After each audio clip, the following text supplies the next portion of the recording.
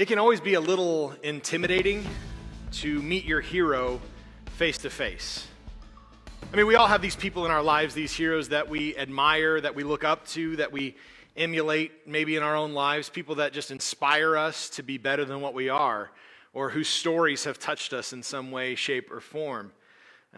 We all have these different people in our lives. They could be authors, they could be parents, they could be preachers, they could be motivational speakers, they could be movie stars, they could be athletes, they could be scientists, celebrities, historical figures, whatever it happens to be for you. You have someone in your life, or in most cases, multiple people in your life that you have looked up to in some way, shape, or form. If they're on TV, you watch whatever they're doing on TV. If they come out with a new movie, you are the first in line to buy that ticket. If they have a new book come out, you are so excited to just open it up and pour through it. Just people that we admire. And we sometimes think about what we would do if we actually got to meet this person face to face, live and in living color. We think about what we might do or say, or any questions that we might ask them, in the hopes that maybe it would spark some sort of a conversation with this person that we look up to in some way, shape, or form. I mean, for some of us that's not possible because our most treasured heroes have passed on, or they're just no longer around, or they're in another country even in some cases. But if you are fortunate enough to actually meet your favorite person or your hero face to face, you're going to find that sometimes it's a little intimidating. That it becomes hard to think about all those conversations that you had in your mind well ahead of time, or the questions that you'd poured over. And so sometimes you find yourself saying something dumb or embarrassing, or you get so tongue-twisted or so enamored in the moment that's happening right now that, well, you forget to say anything at all. At least that's kind of how it was for me. A couple of years ago, I had an opportunity to meet a childhood hero of mine. And it was all those things and more. My personal hero is a 2-time New York Times bestselling author, both times not just on the New York Times bestselling list, but actually number 1 on the New York Times bestseller. His first one was actually there for quite an extended period of time. He's published over 10 books. He's got another one on the way that I hear about from time to time that I'm excited to read. He has raised millions of dollars for various charities throughout the world for things like autism and special ed kids and victims of rape and incest, and just all kinds of different things that he has done to help people out in need, to change the lives of millions and millions of people. He's one of the subjects of a documentary that you can currently go and watch on Netflix if you want to.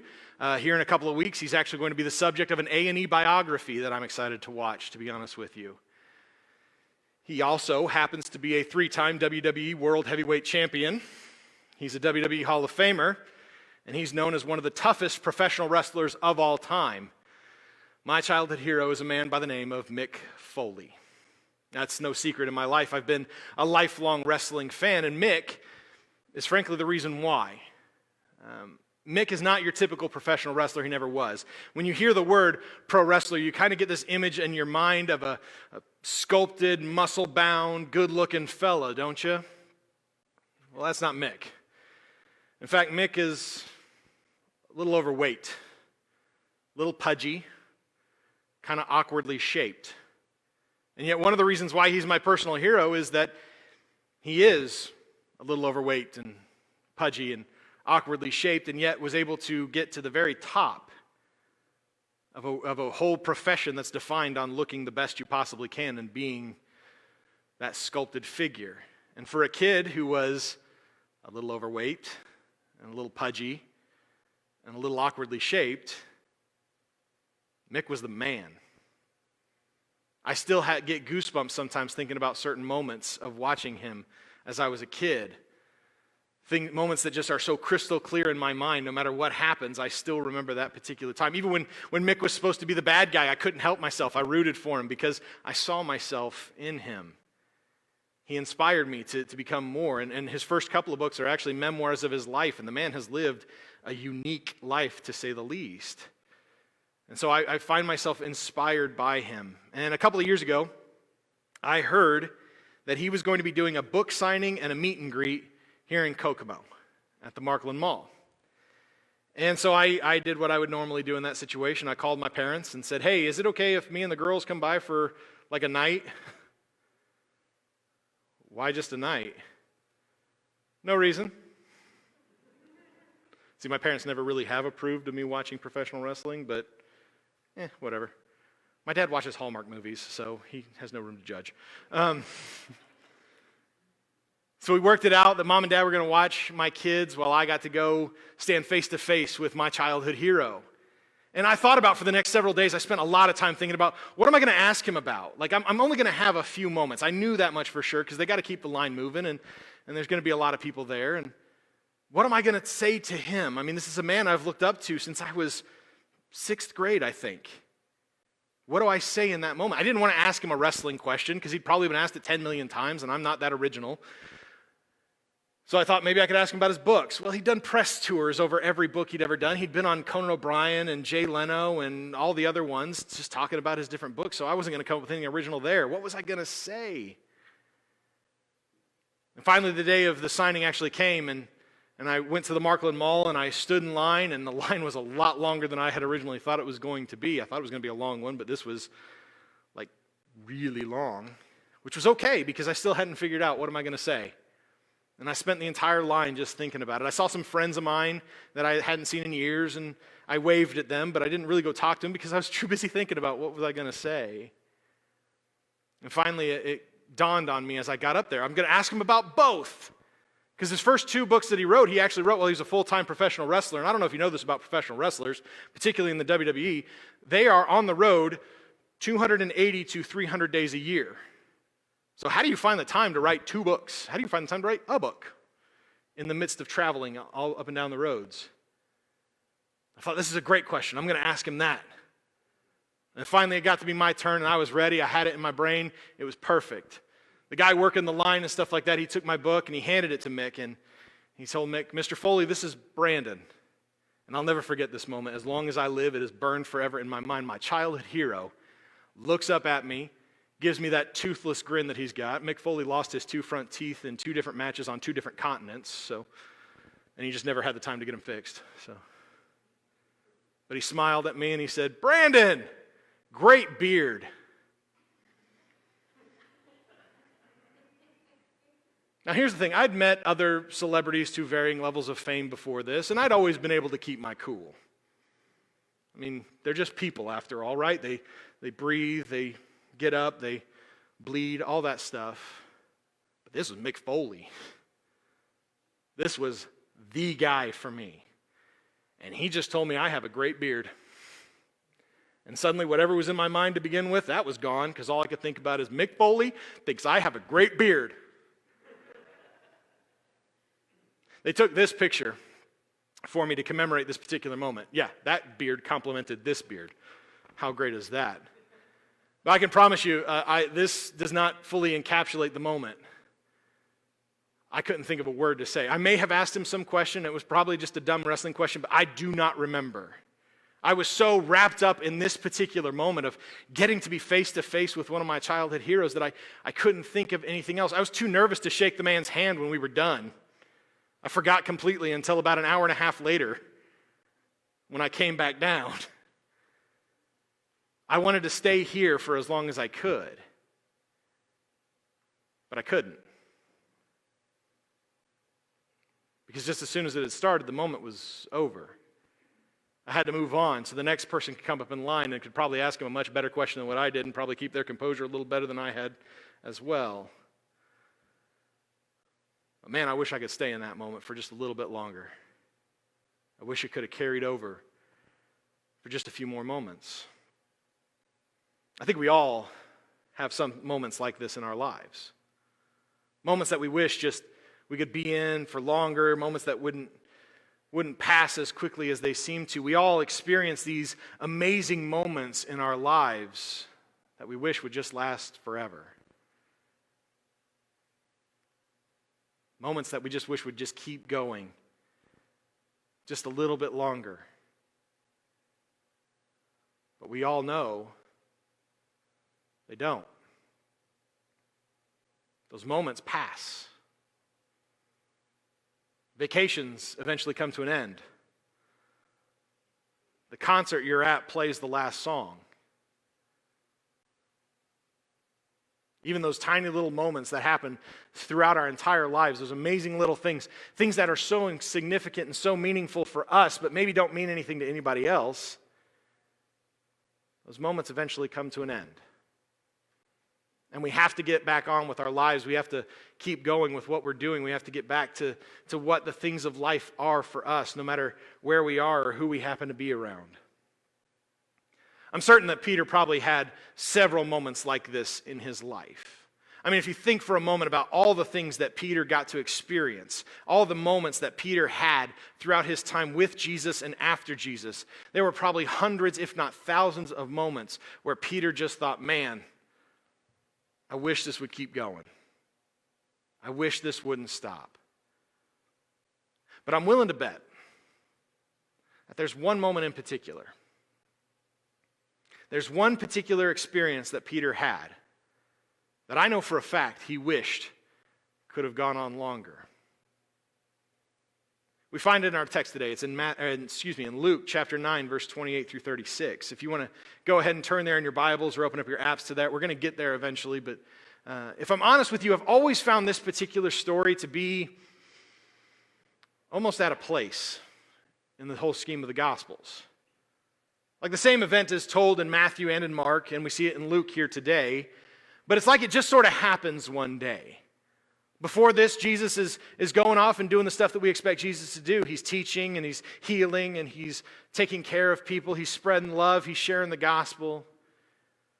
And then this moment happens and it kind of seems almost random in the grand scheme of things. And then when the moment's over, it's back to the same. Jesus is teaching and healing and doing all the stuff that we expect Jesus to do. But this moment is so incredible and it's so unique that I think it bears our attention. A few days before this, Peter himself had a fairly amazing moment with Jesus. Now, like we talked about last week, Peter had been kind of on the front lines of all the amazing stuff that Jesus had done throughout his ministry. He was there with Jesus doing healings, and he was there for teachings. He was there for all of it. And just a little bit even before this particular moment, he had been with Jesus walking on water. And we talked about that last week and how amazing and incredible that particular moment must have been. And like we said last week, before the walking on the water experience, Peter may have and probably was starting to get inclinations that Jesus was in fact the Messiah, the one who'd been promised for hundreds and thousands of years. He'd been there had been prophesied since Genesis chapter 3. Peter had heard all the stories and all the prophecies concerning the coming of this Messiah, and he's hanging around with this Jesus guy, and he's thinking, maybe. But then like we talked about last week, that moment of walking on the water, because Jesus told him to. Man, that had to give him some clarity. Now it's a little more concrete in his mind. But Jesus gathers up his disciples and he asks them a simple question. Kind of one that I think you would expect in this particular moment. He's been doing his ministry for a little while now, and he's got a question on his mind that he wants to know. And he asks his disciples, "Who does everybody say that I am?" See, because everywhere that Jesus goes, he gathers a large crowd of people, and so he's a little curious, who do people think I am? What does the crowd have to say? Everywhere that we go, people have an opinion on Jesus. I mean, how could you not? And so he asks the disciples, who do they think I am? And the disciples kind of give him some answers that, frankly, we might expect. He says, well, some of them say that you're John the Baptist. And on first glance, we might go, well, that's an unusual comparison. But if you really think about it, this is probably a fairly common mistake. I mean, they don't have the internet, so you can't just look up a guy's Facebook profile or whatever, or get, hundreds of pictures of what he actually looks like. And Jesus and John the Baptist are really close in age. I don't know if you remember this, but they're only a few months apart. Their moms were pregnant at the same time. So they're contemporaries of each other. They're both very prominent speakers who are well known in this particular region. Their messages are fairly similar in nature. So this is a fairly understandable mistake that people are making, that this guy must be John the Baptist. I mean, I haven't seen John the Baptist, but this guy sounds like all the things I've heard about John the Baptist. Must be John the Baptist. I'm willing to bet that John the Baptist probably had a few people thinking he was Jesus. And we might sit here and think, wow, that was a blasphemous statement. But again, most of the people aren't really sure that Jesus is the Messiah. They just know he's a really prominent teacher. So it's possible that John the Baptist may have gotten the question, hey, are you this Jesus guy? And then I'm willing to bet that John was like, no, not even close. A couple other people are saying that maybe this is Elijah, that he's come back. Because I don't know if you know this about Elijah, or if you remember this, Elijah never actually died. He's on top of a mountain with his protege, Elisha. There's a big difference there, Elijah and Elisha. And as he's talking to Elisha, a chariot of fire comes down from heaven and takes him back up. That's a weird moment. Right? A chariot of fire.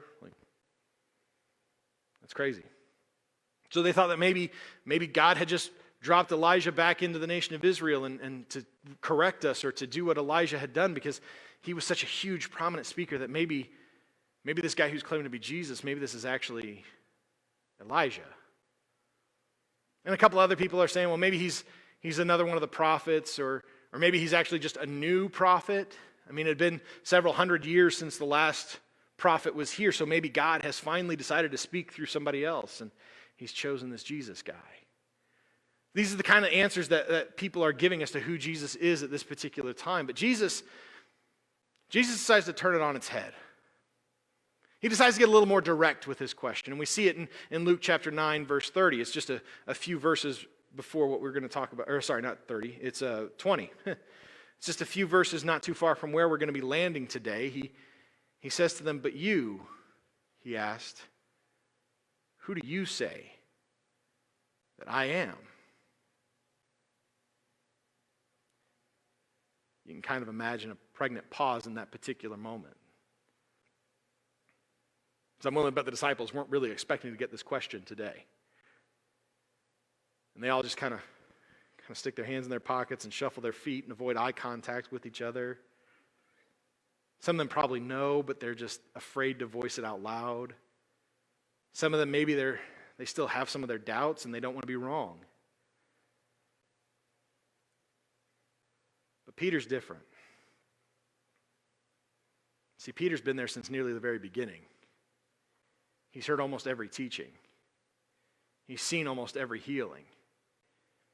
Even in the times where Jesus was just with a couple of his disciples, almost always, Peter was with them. And not long before this, Peter had probably one of the most crystal clear moments of his entire life as he stepped out on the water and walked. So Peter, our lovable, amazing disciple, says absolutely, resolutely, "You are the Messiah." It's a hugely significant moment. Not just in Peter's life, not just in Jesus' life, but in our lives. Because this is the first time that anyone other than a handful of demons have ever stated who Jesus actually is. It's the first time somebody has resolutely said, crystal clear, "You are the Messiah." It's a huge proclamation to make. But Jesus tells him, keep that to yourself. Seems a little weird. But not long after that particular moment, about a week later, Jesus comes to James and John and to our little buddy Peter here. And he has an invitation for them to do something that they've not done before with him. He invites them to climb on top of a mountain with him to have a moment of prayer. I find this interesting, and frankly, I think that we should too, because as far as I can tell, throughout the rest of the Gospels, this is the only time, outside of something that's going to happen a few more months or years down the road, that Jesus actually invites someone to join him for his prayer time. We talked about last week that it's not uncommon for Jesus to take off and to go do his own thing, to go pray alone by himself on top of a mountain. In fact, before the whole walking on the water experience, that's what Jesus had been doing. That's why he was separate from the disciples in the first place, was that he had gone off to do his own prayer. But this is the first time that Jesus has invited any one of his followers to come and join him. So you can kind of imagine Peter being chosen as one of the 3 out of the 12, out of the hundreds of people who followed Jesus. Maybe he puffed out his chest a little bit, like, Jesus wants to take me on top of a mountain to pray.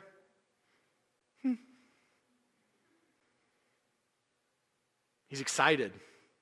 He can't wait. There's always been a little curiosity as to what this whole thing is like, and now Peter's going to get to experience it with Jesus.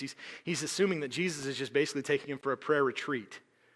It's going to be a nice moment for him to get away from all the other things that are going on and just spend some quality time alone with Jesus as they pray.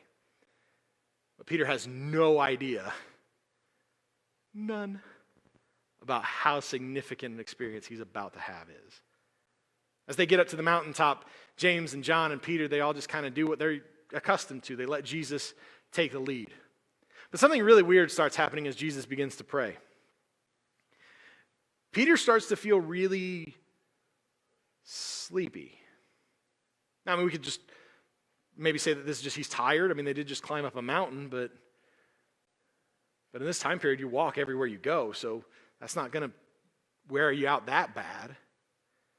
And Peter, as he's getting a little droopy-eyed, kind of looks over at James and John and he notices, man, they're having a hard time keeping their eyes open too.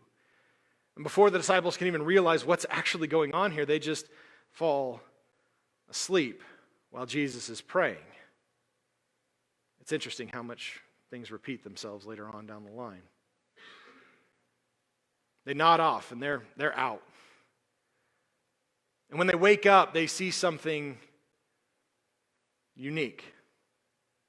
See, they see Jesus standing there, but something's different about him. His clothes that he was wearing are a little whiter than what they used to be. They're kind of bright. They're almost glowing. We've seen the Clorox commercials where they show you the usual sock and then they show you the Clorox sock. Well, this is like the next step up where it's like beaming. I'd like to know what product Jesus was using there. But he's glowing. His clothes are just this white, and something's different about his face. It's like it's softer. It's like it's more inviting. It's like it's more angelic than it's ever been before. And after they take stock of the way that Jesus looks different, the disciples, they realize Jesus isn't by himself. There's two men standing with Jesus that weren't there when they nodded off. And Peter doesn't know how he knows. He doesn't understand exactly what's telling him this information, but there's just something that Peter just knows instantly. Jesus is talking with Moses and Elijah. Think about how big a moment this is for Peter, right? Peter was a common Jewish kid. He grew up hearing stories about Moses and Elijah his entire life, and now he's seeing them in the flesh. And they're talking with his friend and his teacher and his mentor and his master. This is a big moment. Peter knows all the stories about these two guys. He knows about Moses and how Moses went to Pharaoh and demanded that he release the Israelites. He knows about the 10 plagues. He knows about the Red Sea and the dry ground. Don't forget the dry ground. He knows about all of that stuff, how Moses led his people through the wilderness, getting them ready to eventually take over the promised land. He knows everything about Moses. He knows about Elijah. He knows the stories about Elijah's life. He knows about how Elijah announced there's going to be a drought. He knows about the mountaintop standoff against Elijah and all the prophets of Baal. He knows about how Elijah went toe-to-toe, face-to-face, constantly with an evil king and queen and gave them nothing but the truth of God. These guys are heroes. Peter probably had the action figures. You can imagine, you may say this is silly, but this is probably what they did. As kids, Peter and his buddies are probably trying to act out these sequences, and they're having arguments back and forth as to who's going to be Moses and who's going to be Pharaoh, or who's going to be Elijah and who's going to be Ahab. I don't want to be Ahab. I want to be the good guy. You always had me be Ahab. He knows everything about these guys, and now, even though they've been dead for hundreds of years, there they are. It's amazing. If there was ever even a single shred of doubt in Peter's mind that maybe I spoke too soon, maybe Jesus isn't the Messiah, maybe I shouldn't have said that out loud, well, that doubt is gone. Because there's my buddy, the one who I just said is the Messiah, and he is talking to two of the titans of faith. People who have inspired not just Peter, but whole generations of Israelite men and women. But as Peter is coming to grips with how big a moment this is, he begins to realize something. That moment is ending. Because Moses and Elijah, they're saying their goodbyes to Jesus. Peter's not ready for the moment to be done just yet. He's not ready for it to be over. And so we can kind of understand why he says what he says. We see him say something. How do you get these two to stay? How does a simple fisherman convince these two amazing men of God to stick around a little bit longer? He's fumbling, trying to figure out what to say to make it happen. And he gives us Luke 9, verse 33. It says that as the two men were departing from him, Peter said to Jesus, "Master, it is good for us to be here. Let us set up 3 shelters, one for you, one for Moses, and one for Elijah." And I got to tell you, I adore that Luke put this in here. I adore Luke so very much for including this line, because he says that Peter did not know what he was saying. Peter is so caught up in the bigness of this moment and this amazing experience. It's hugely important to him, not just for him personally, but for his faith and for his belief in Jesus. And he's just a huge emotional wreck. He's getting those holy goosebumps, if you know what I'm talking about. All his arms on his, or the arms on his hair, the hair on his arms are all standing on end. This is an electric moment for him, and he does not want it to pass. So he's trying to do everything he can to convince these guys to hang around just a little bit longer. And like we said last week, he just kind of says something pretty boneheaded. And no sooner than Peter finishes saying this, but a cloud rolls in on top of the mountain. And it is a thick, dark cloud. All of a sudden, Peter can't see his hand in front of his face, let alone see Jesus, Moses, and Elijah. And then all of a sudden, verse 35 happens. It says, "Then a voice came from the cloud saying, 'This is my son, the chosen one. Listen to him.'"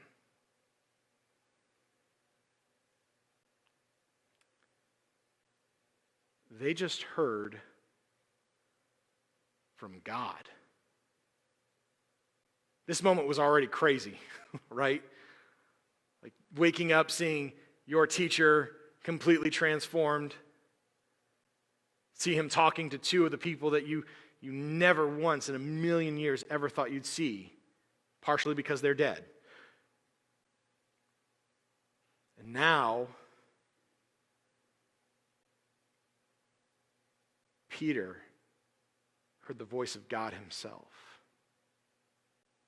This is something that the Old Testament heroes of the faith that Peter had known about his entire life, only a handful of them ever got to hear the audible voice of God. And they were hugely important. They were massively influential. They were heroes. They were titans. They were rock solid in their faith.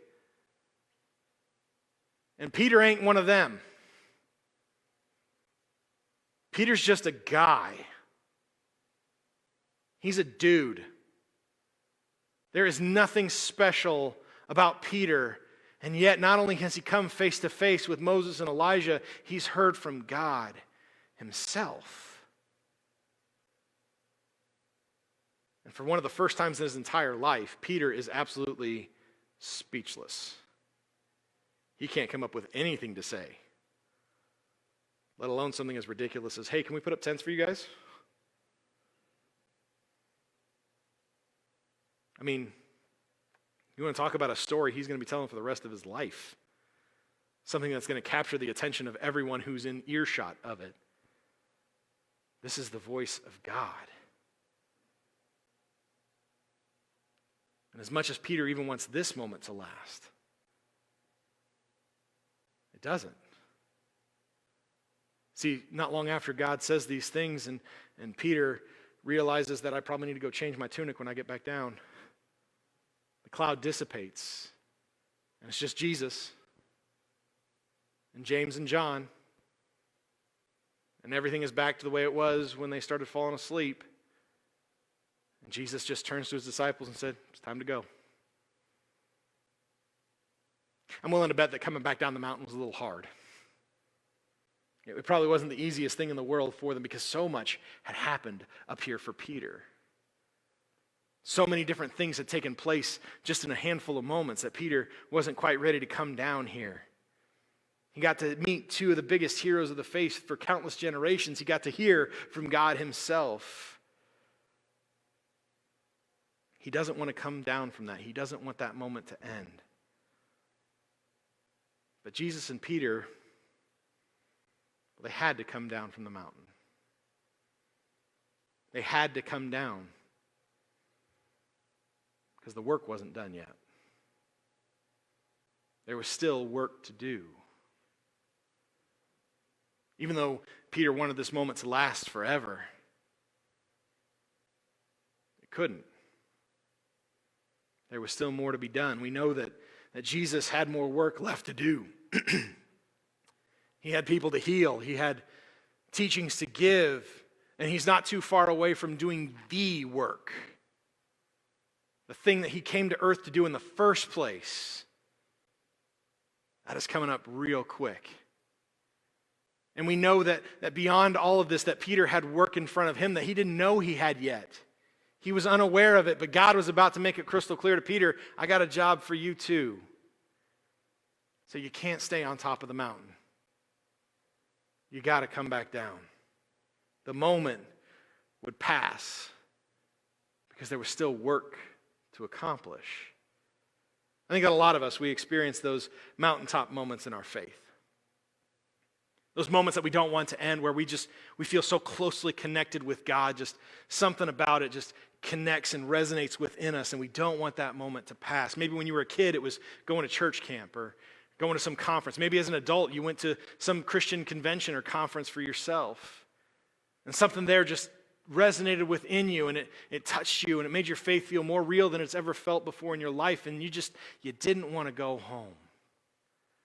Maybe it was on a mission trip somewhere that you actively were out being the hands and feet of Jesus, and it made you really feel closer to your Lord and Savior than you've ever felt before in your life. And so when it came time to get back on that plane or get back in the van, you didn't want to because you wanted to stay.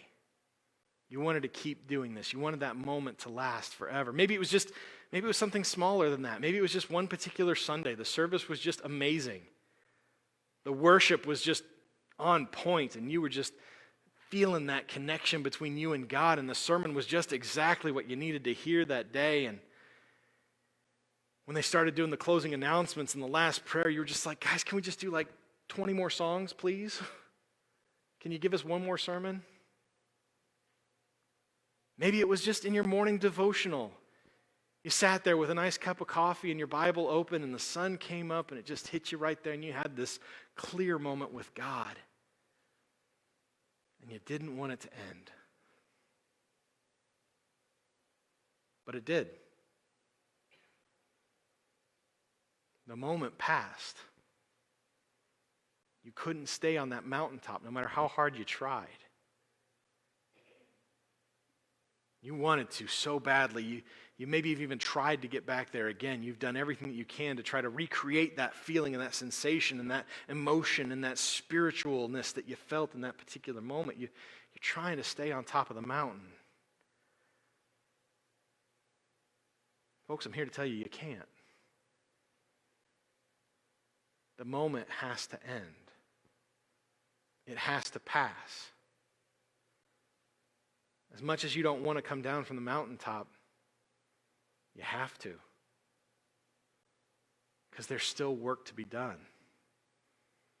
God has laid out each one of our roles. I firmly believe that every person in this room right now, every person watching this online right now, you have a role that God has laid out for you. You have work to do. And that work doesn't stop just because you hit a certain age. It doesn't stop just because your body doesn't respond the way it used to. It doesn't stop just because you're feeling worn out. As long as you're still breathing in air, I believe that God has a role for you. And I think for all of us as Christians, for those who take the name of Jesus, we can't spend our lives on that mountaintop because our job is to bring others up to the mountain, to get them standing in the presence of God, to get them face to face with Jesus, to bring as many people as we can up on that mountaintop so that once they've had that mountaintop experience and they make that decision to follow after Jesus with everything they got, they can go back down the mountain and bring even more people back up. It's so tempting to want to stay on that mountain. Believe me, I understand. I've had so many mountaintop experiences in my life, things that I've never wanted to end. But it has to. We have to come back down from the mountain because God still has work for us. As long as there are people walking on this planet, there is a God who loves them and wants to be restored to them and wants to be reconnected with them. And He's laid it on His followers. He's laid it on me. He's laid it on you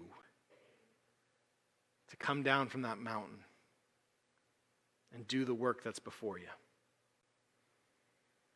Maybe it's been a while since you've had a mountaintop moment. Maybe it's been months, maybe it's been years. And you yearn for it. You wish you could get that moment back. Maybe the reason why you haven't felt the mountaintop experience is because you haven't been doing the work you were supposed to do when the moment was over. I can tell you that there's probably no better mountaintop moment that we get to have than to see somebody that you've been pouring yourself into, to see somebody that you've been sharing your faith with, to see somebody that you've been actively trying to talk to them about Jesus, to see them come up out of that baptistry. To see them embrace the Son of God, to chase after Him.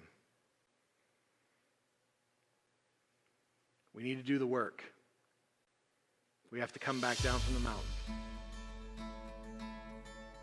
and do the work that's laid before us. Let's get to work.